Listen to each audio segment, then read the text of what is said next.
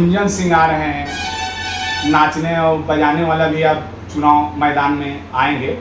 सबको बर्बाद करके डायरेक्ट एरोप्लेन से आते हैं, फिर वही बात बोल रहे हैं हम आपको, एरोप्लेन से आते हैं, एरोप्लेन की तरह यहाँ पर रोड बना दी, डायरेक्ट उड़ के चले जाइए एकदम पटना, नवादा स्टॉपेज गोल। नवादा के जनता को समझना चाहिए, नंबर 1, अगर नवादा के प्रत्याशी जब मैदान में आ रहे हैं तो यहाँ तो सब अपने ही में लड़ना चाहते हैं। जैसे देखिए विनोदी जी हैं, अनिल जी हैं, 10-15 को का नाम लिस्ट में आ रहा है, हम कंटिन्यू देख रहे हैं। लेकिन नवादा की जनता का ये भी कहना है कि नवादा को बर्बाद करने में आरजेडी का भी बहुत बड़ा योगदान रहा है, क्योंकि आप सब चुप्पी साधे हुए थे। समीम जी, आगामी 2024 लोकसभा चुनाव की तैयारी लगातार जो है ना विपक्षियों के तरफ से या फिर सत्ता पक्ष के तरफ से कह सकते कि सरगर्मियां तेज हो गई हैं। आप कैसे देखते हैं, आप अपनी पार्टी या फिर आप अपनी एक व्यक्तिगत तौर पर कैसे देखते हैं? बहुत बहुत धन्यवाद। आज 2024 की सरगर्मियां तेज है और नवादा में गर्मी इतना है बताया नहीं जा सकता है। गर्मी जो तापमान बढ़ रही है उससे ज़्यादा गर्मी यहाँ लोकसभा चुनाव की पड़ रही है। सब लोग एक तरफे से बोल रहे हैं हम नवादा के लाल हैं, हम नवादा के लाल हैं, हम नवादा के लाल हैं, और काम करने वाला कौन है ये बताइए। सब तो बोल रहा है कि हम नवादा के लाल हैं, हम चुनाव लड़ेंगे, हम चुनाव लड़ेंगे, लेकिन काम अभी तक जितने भी लोकसभा जीत के गए हैं कोई भी ऐसा काम नवादा में हुआ है तो आप बता दें।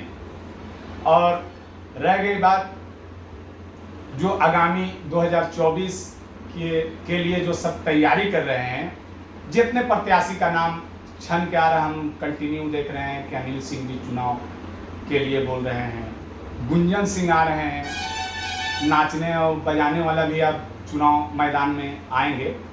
ये देखा जा रहा है विकास क्या होगा, ये तो बात की बात है।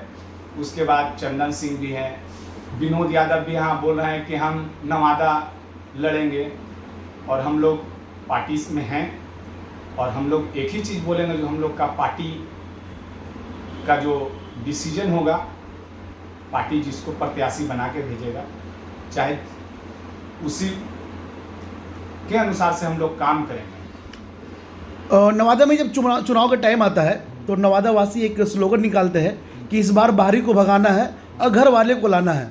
और ये हर बार ये चुनाव में होता रहता है, लेकिन ऐसा होता नहीं, हर बार बाहर से लोग आते हैं और जीत के चले जाते हैं।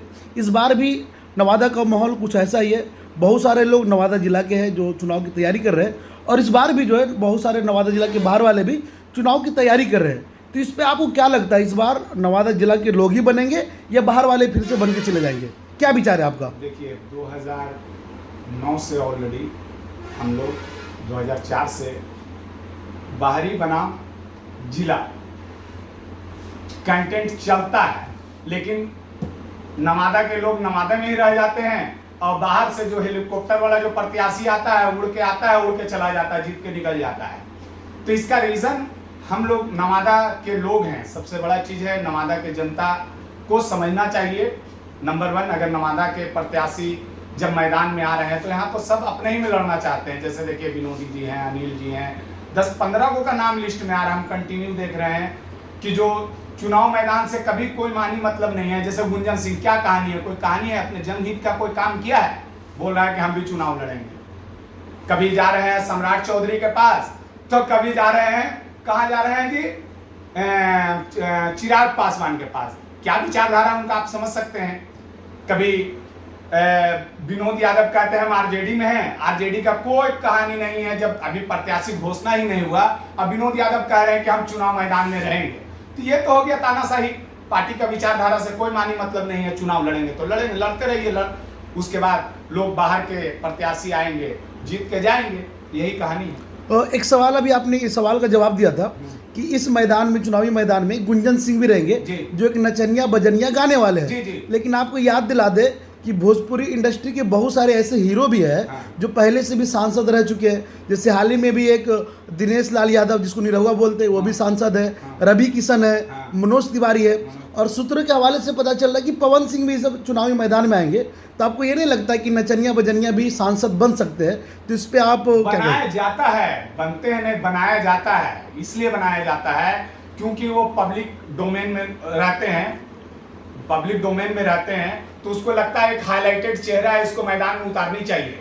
और उसको मैदान में पार्टी टिकट देती है, लेकिन जो जनहित का काम करते हैं, जमीन के मुद्दे पे जब काम करते हैं, उनको कोई कहाँ टिकट है बताइए। नवादा में जनहित के लिए बहुत सारे लोग काम कर रहे हैं, उनको टिकट देकर भेजे, आराम से नवादा जिला के लोग जीतेंगे। तो पार्टी लोग भी बाहर के प्रत्याशी भेज देंगे और जीत के चला जाएगा। यही कहानी है नवादा जिला का, जो आज हम 2009 से हम कंटिन्यू देख रहे हैं। 2019 आने वाला है, 19 भी खत्म हो गए, बाहर का ही जीत के चले गए, और 24 की तैयारी चल रही है। इसमें भी बाहर का ही प्रत्याशी जो परिस्थिति देखी जा रही है, उसके अनुसार से हमको लगता है कि बाहर का ही प्रत्याशी जीत के जाएगा।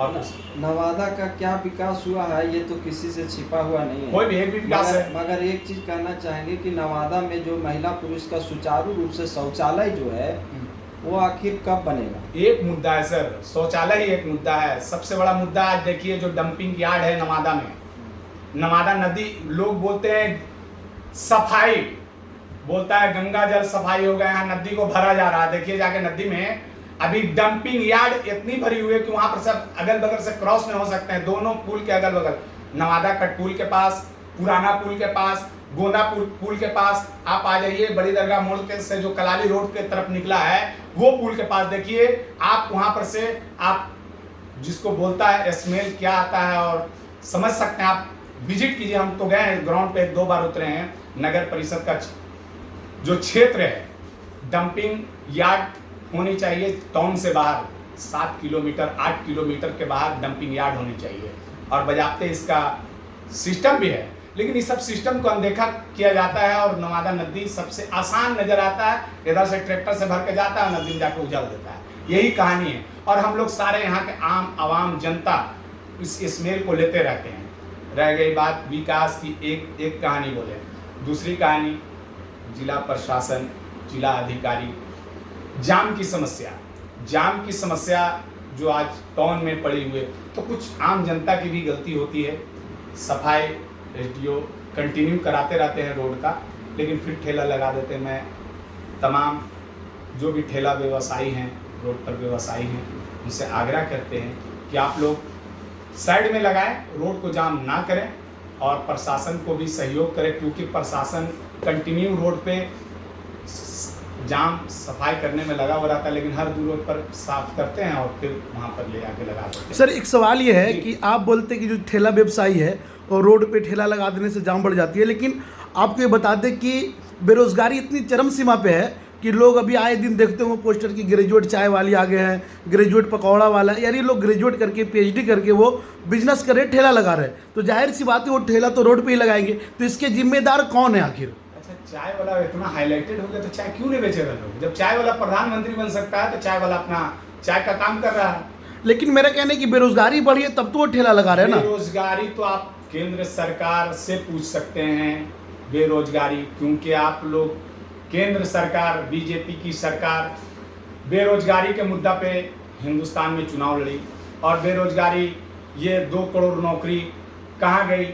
आप सवाल उनके वक्ता से नहीं पूछ सकते हैं कि बेरोजगारी का हम लोग जवाब देंगे। हम लोग से जितना हो सकता है रोजगार प्रोवाइड करते हैं अपने ज़िला में, क्योंकि बिजनेस भी करते हैं नवादा में, जो हो सकता है हम लोग अपने रोजगार देने के क्षेत्र में जितना हम लोग से संभव उतना हम लोग देते हैं। लेकिन ये सरकार से सवाल होनी चाहिए, 2 करोड़ सालाना रोजगार केंद्र सरकार का योजना धरातल पे नहीं है, मेक इन इंडिया धरातल पे नहीं है, रेल वेल सब चली गई प्राइवेट सेक्टर में। जो मजदूर बताया नहीं जा सकता, जो मजदूर 7,000 में 8 घंटा ड्यूटी लेनी चाहिए, वो प्राइवेट कंपनी 12 घंटा ड्यूटी लेती है खड़ा करके।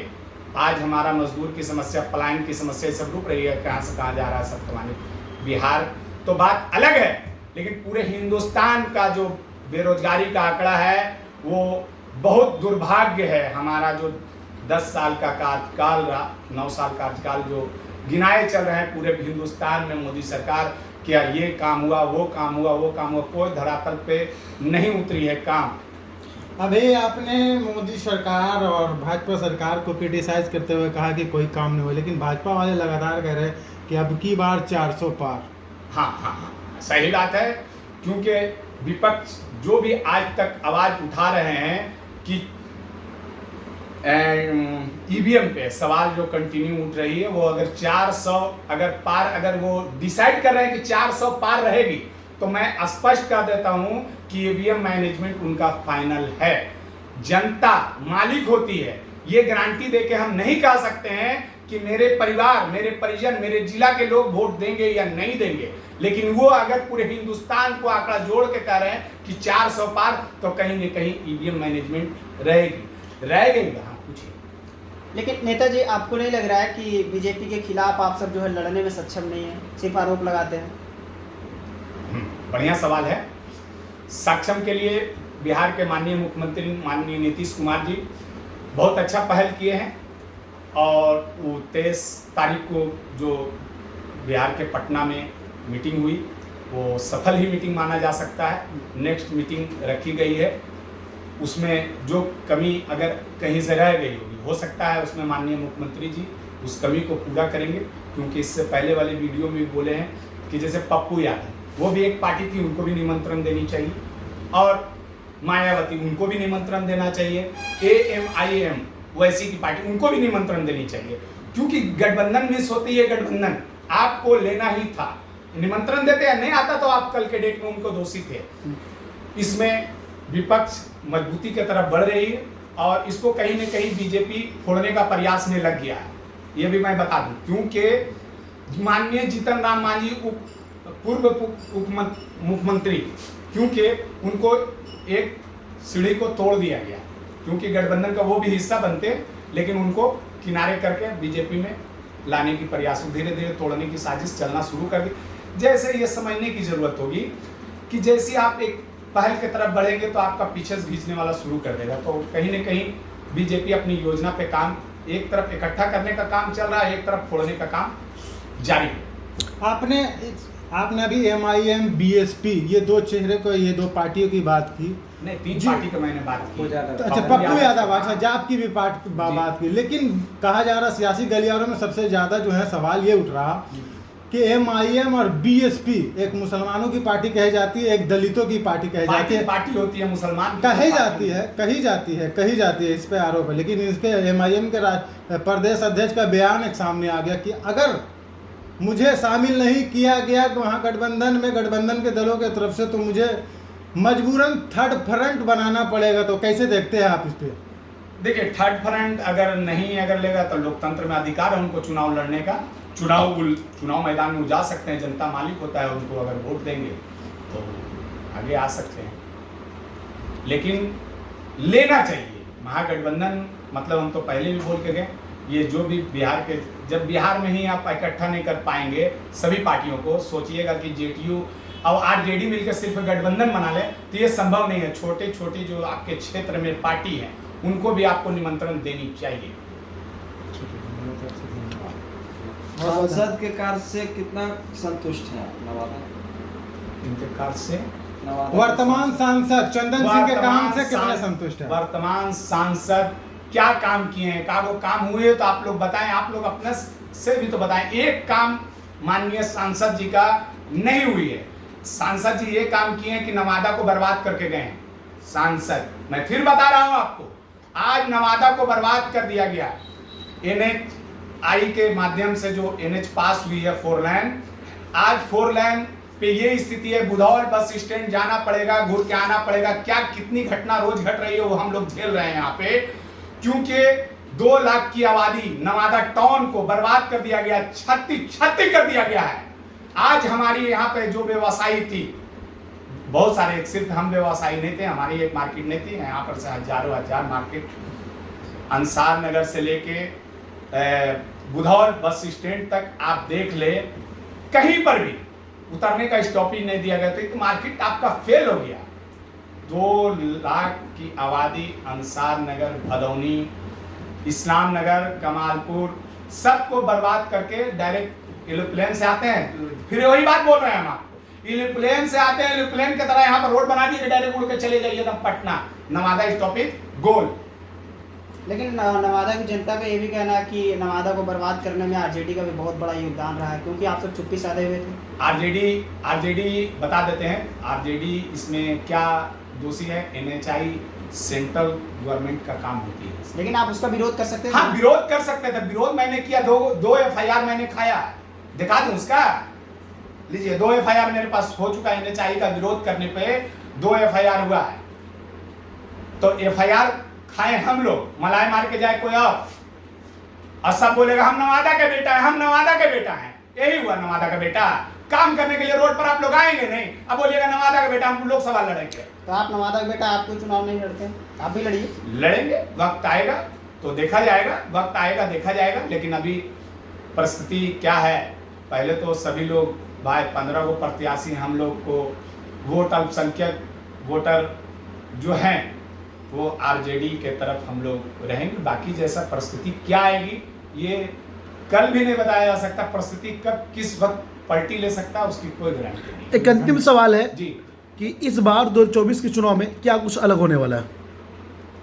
24 का चुनाव नवादा पूरे बिहार का, पूरे हिंदुस्तान का सबसे हॉट सीट होने वाला है। मैं ये आपको लिख, बड़े बड़े दिग्गज नवादा आएंगे चुनाव मैदान में। चलिए, बहुत बहुत धन्यवाद, बहुत धन्यवाद। चलिए।